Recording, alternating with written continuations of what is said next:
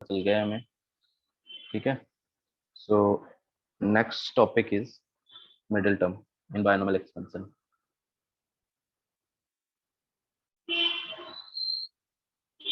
Middle term देखो, अगर हमारे पास इस तरह से कोई भी एक एक्सपेंशन है, मान लो हमने x plus Y to whole power n, इसको एक्सपेंड करते हैं तो क्या आता है N C zero X to power n plus N C one X to power n minus one Y plus N C two. ठीक है, X to power n minus two Y square dot dot N C N and Y to power n।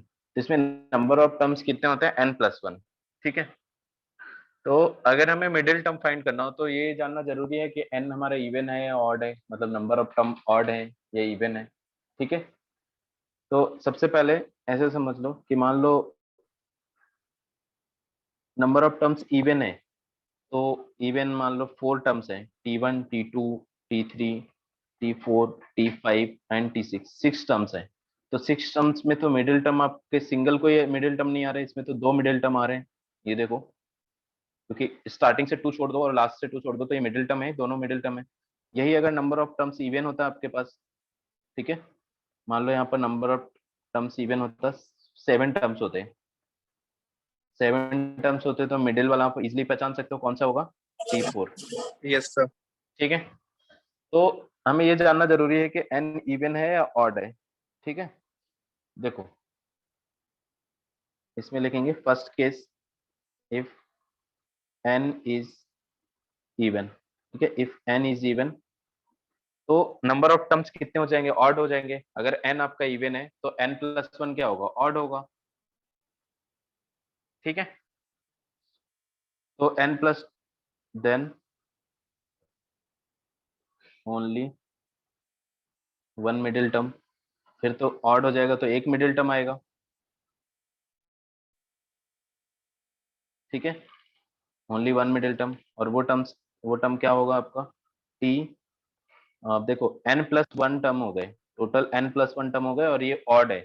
तो कोई भी odd, जैसे हमने ये 7 वाला लिखा था ना, तो 7 वाले में फोर्थ आ रहा है, फोर्थ कैसे आया, 7 प्लस वन अपॉन टू कर देंगे तो फोर्थ आ जाएगा। ठीक है, बताओ ये आ गया।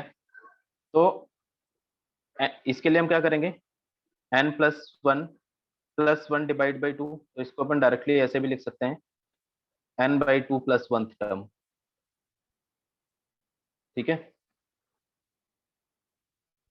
ये आ गया समझ में, बताओ कोई कंफ्यूजन है इसमें।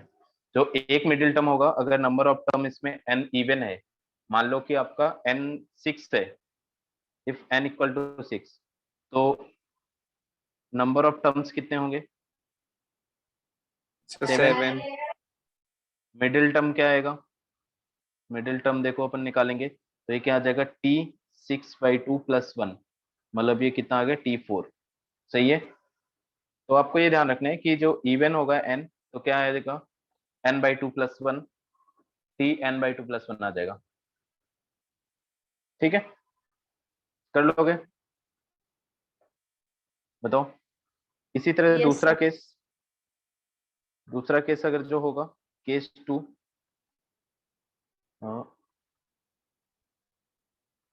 If n is odd then two middle term.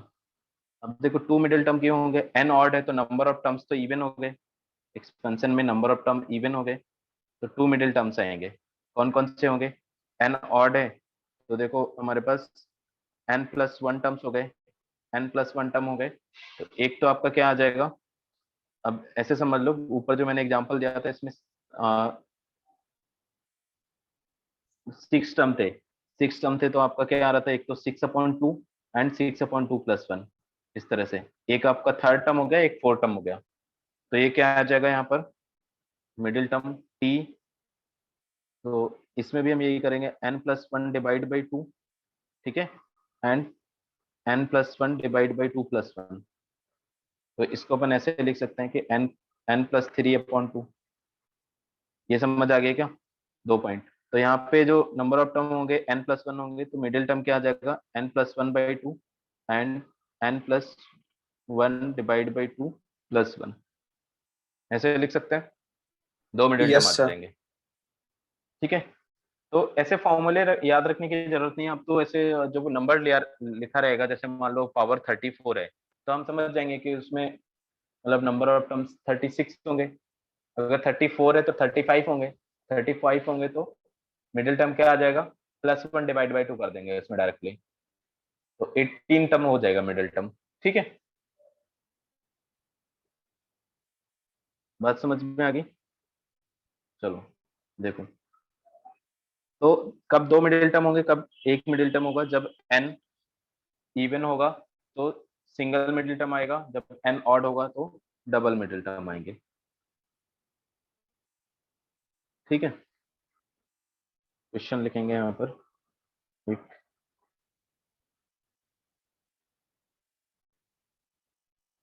काम करो, find the middle term in the expansion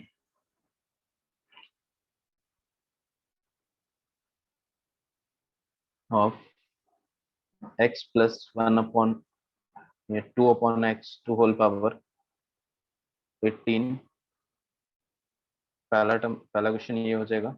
and दूसरा एग्जांपल, फाइंड द, इसी में लिख लो पार्ट 1 पार्ट 2 करते हैं।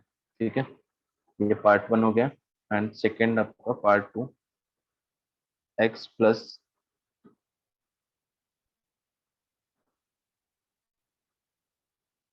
3y whole power 25।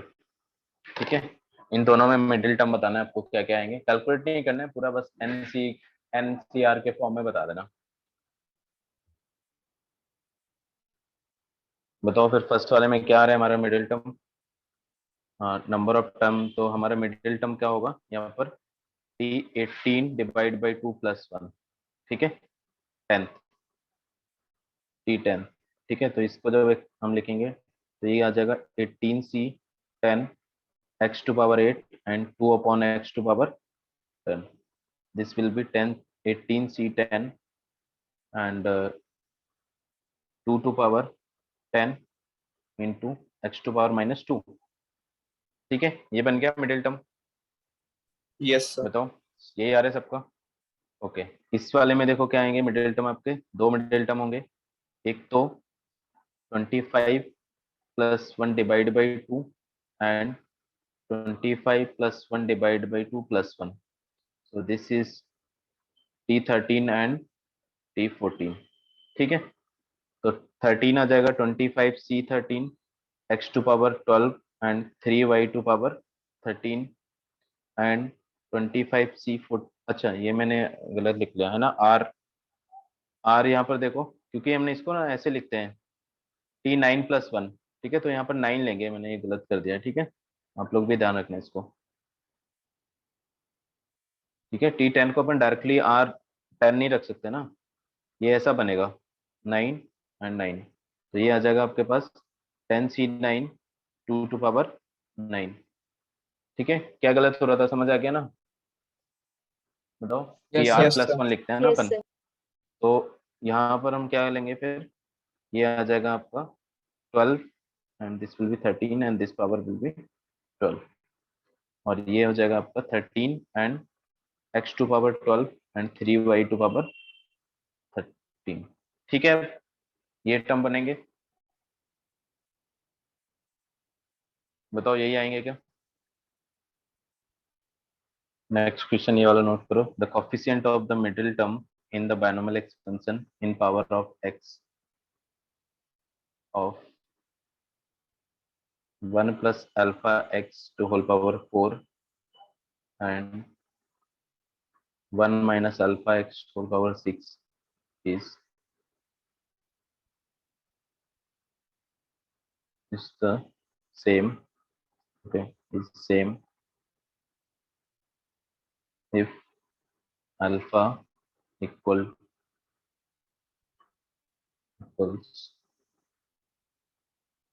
a, b, c and d। 3/5 10/3 and -3/10 -5/3। ठीक है, देखेंगे अपन यहाँ पर जो ये वाला टर्म है इसका मिडिल टर्म क्या होगा। इसका मिडिल टर्म क्या होगा, इसमें नंबर ऑफ टर्म्स कितने हो गए 5, तो मिडिल टर्म थर्ड हो जाएगा। ठीक है, तो मतलब T3 ऑफ, ठीक है, कोफिशिएंट ऑफ, यहाँ पर अपने को ये करना है coefficient of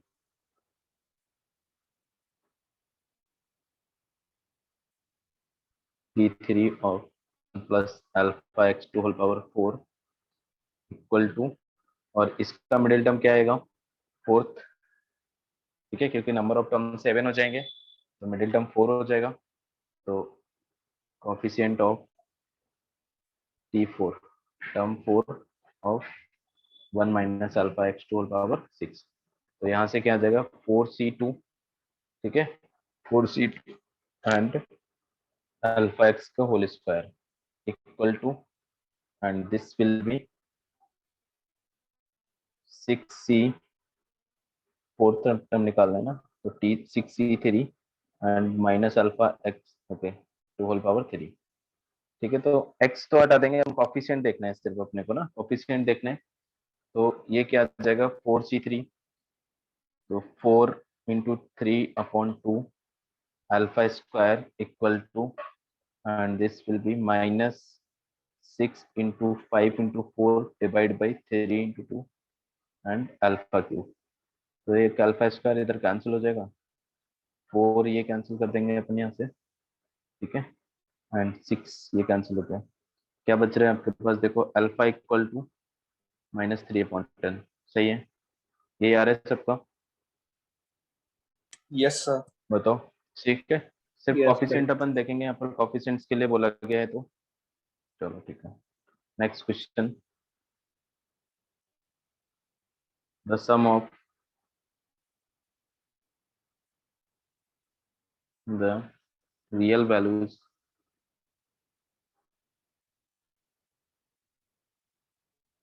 of x for which the middle term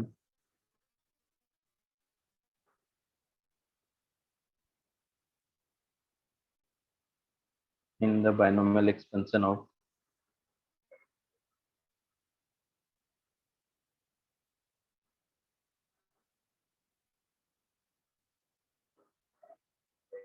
x cube upon 3 plus 3 upon x to whole power 8 equals to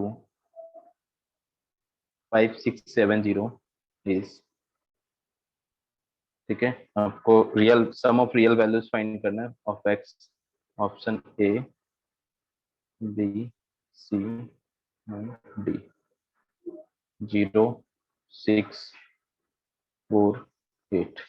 ठीक है, ये आपको क्वेश्चन IIT-JEE का ही है,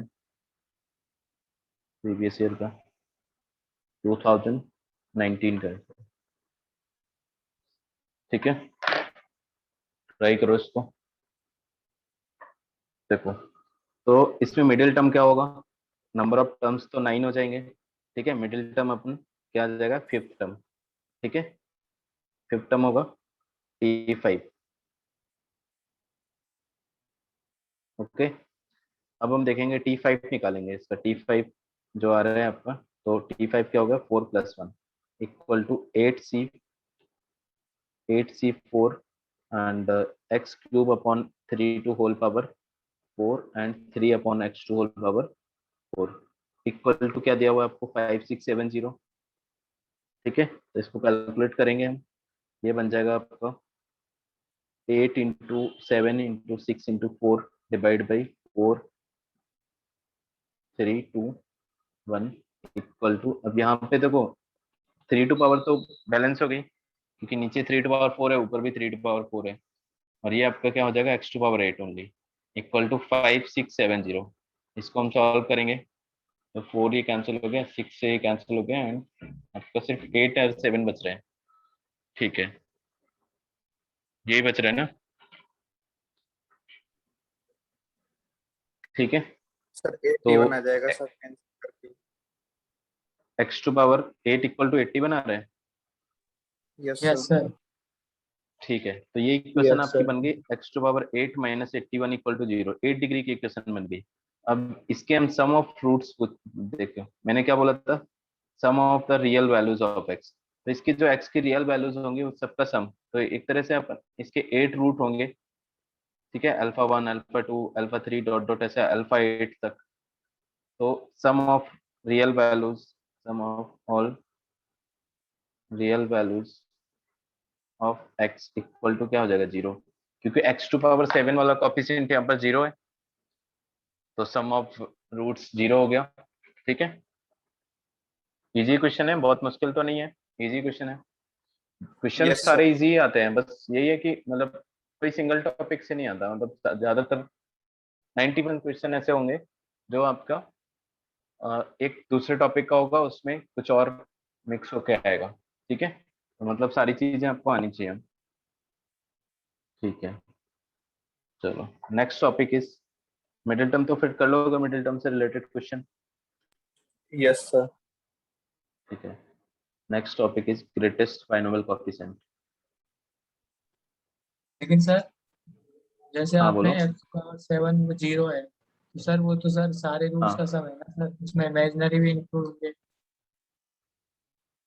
हाँ, इमेजिनरी भी इंक्लूड हो गए। तो तो देखो, लेकिन उससे हम इमेजिनरी, कैसे कंक्लूड एक करें? मिनट रुको मैं इसको बताता हूँ। So next topic is greatest binomial coefficient. ठीक है, ग्रेटेस्ट बाइनोमियल कोएफिशिएंट क्या होगा। अब देखो, जैसे बाइनोमियल कोएफिशिएंट है ना, बाइनोमियल कोएफिशिएंट क्या होता है, यही एनसीआर आपका है ना। कोई भी एक्सपेंशन करते हैं, मान लो यहाँ पर अगर हम ऐसे कर रहे हैं 1 + 2x2 होल पावर 5। ठीक है, इसका अगर एक्सपेंशन करेंगे तो ये क्या बनेगा, 5c0 plus 5c1 2x plus 5c2 and 2x square plus 5c3 2x cube plus 5c4 and 2x to power 4, last में आपका 5c5 2x टू पावर 5 आ जाएगा। ये एक्सपेंशन है। तो बाइनोमियल कोएफिशिएंट देखो, दो टाइप के कोएफिशिएंट है। एक तो ये वाला जो है ना, एनसीआर टाइप का, ये आपका क्या होगा, बाइनोमियल कोएफिशिएंट। ठीक है, और इसके साथ और एक्स्ट्रा कुछ आ रहे हैं ना, ये एक्स का कंप्लीट कोएफिशिएंट होता है जो, उसको हम सिर्फ कोएफिशिएंट बोलते हैं। ठीक है, मतलब 2 भी आ गया उसके साथ मल्टीप्लाई में, जैसे ये है ना, यहाँ पे जो यहाँ पर जो बनेगा वो क्या बनेगा आपका, इसको मैं रेस करके लिख देता हूँ। ये आपका क्या बनेगा, 5c2 एंड 4x स्क्वायर। ठीक है, तो ये जो कंप्लीट हो गया, ये क्या है, कोएफिशिएंट। तो बाइनोमियल कोएफिशिएंट सिर्फ क्या होगा, 5c एनसीआर टाइप का, मतलब ये वाला जो है ये सिर्फ बाइनोमियल कोएफिशिएंट है, और इसके साथ जो मल्टीप्लाई में आ रहा है उस सबको साथ में लेके वो कोएफिशिएंट बन जाएगा। तो अभी अपन बाइनोमियल कोएफिशिएंट्स में देखेंगे कि कौन सा ग्रेटेस्ट होता है। देखो, बाकी साथ में जो आ रहा है उससे हमें कोई मतलब नहीं है। तो बाइनोमियल कोएफिशिएंट्स यहाँ पर क्या क्या बन रहे हैं, देखो 5c0 5c1 5c2 5c3 and 5c4 and 5c5, ये 6 कोएफिशिएंट आ रहे हैं। ठीक है, और तो इसमें से जो ग्रेटेस्ट होगा वो क्या होगा, देखो 5c0 है ना, इसकी वैल्यू क्या होगी, इसकी वैल्यू देखो क्या आएगी, 1 आ जाएगी। इसकी वैल्यू क्या आएगी, 5। ये क्या है आपको बताओ, 10। एंड ये वैल्यू क्या है, 15 है क्या, और ये वैल्यू आपकी, अच्छा सेम है, 10 आ रही। ठीक है, ये भी 10 आ रहा है।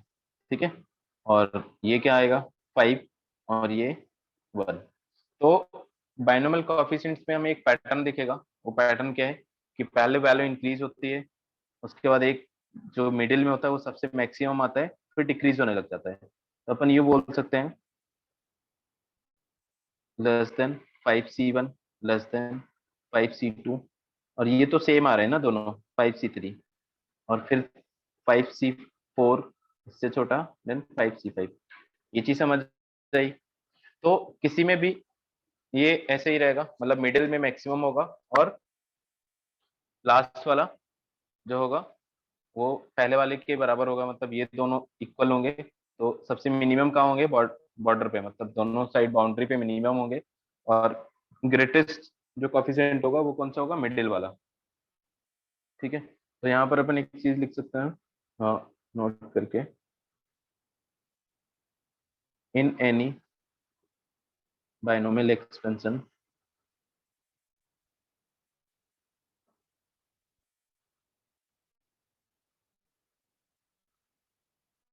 The middle term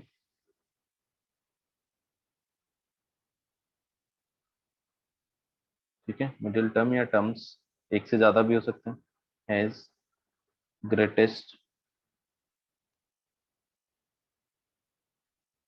binomial coefficient. ठीक है, इस तरह का बनेगा।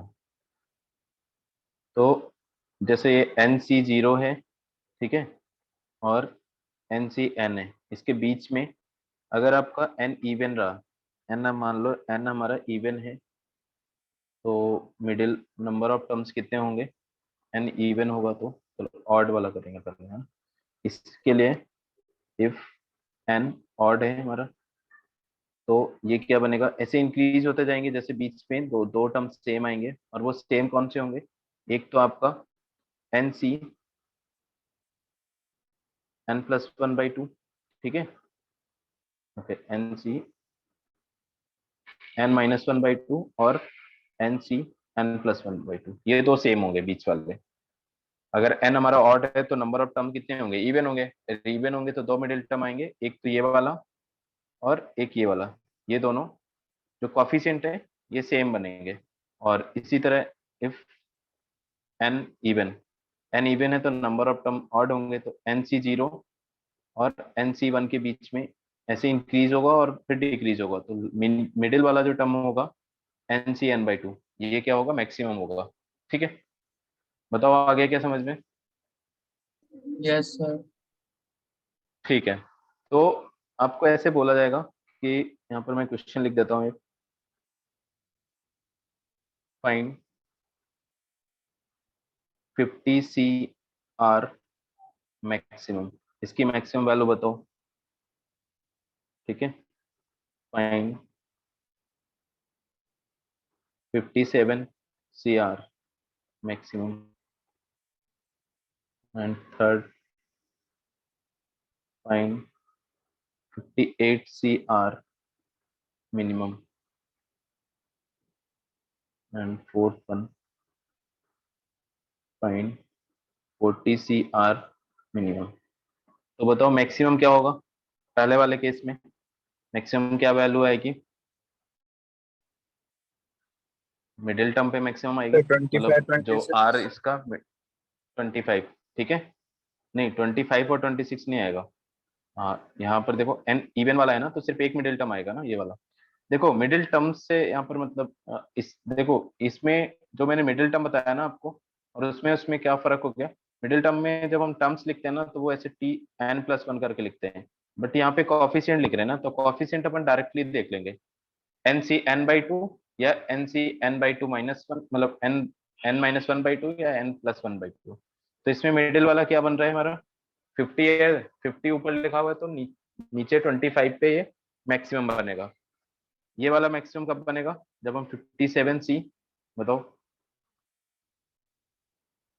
क्या क्या टर्म्स आएंगे यहाँ पर, 28, 28, 28 इक्वल टू 57, 29, 29। ये दोनों सेम होंगे। ठीक है, दो ऐसे टर्म बनेंगे यस जिन दोनों का सम क्या होगा, 57 होगा, इक्वल आएंगे। अब बताओ इसमें मिनिमम क्या होगा, मिनिमम तो आप बता सकते हो ना, बाउंड्री वाले होते हैं, 58 सी जीरो या फिर 58 सी 58, दोनों क्या होंगे, वन। ठीक है, इसी तरह ये भी मिनिमम आपका क्या आ जाएगा, 40 सी जीरो या फिर 40 सी 40 इक्वल टू वन। ठीक है, मिनिमम और मैक्सिमम समझ आ गया। Yes sir. ठीक है, इतना नोट कर लो एक बार, सर बताओ। 10। 10, ठीक है, बिल्कुल सही है, आर इक्वल टू 10 होना चाहिए। ठीक है, और ये मैक्सिमम क्या आ जाएगा आपका, तो इसकी वैल्यू कितनी होगी मैक्सिमम, मैंने वैल्यू पूछी है तो वैल्यू आप बताओगे 10C5, ठीक है, for R equal to 10, and minimum क्या होगा सर 5C5 5C और R इक्वल टू 5। ठीक है, बस यहीं तक करेंगे आज, फिर नेक्स्ट क्लास में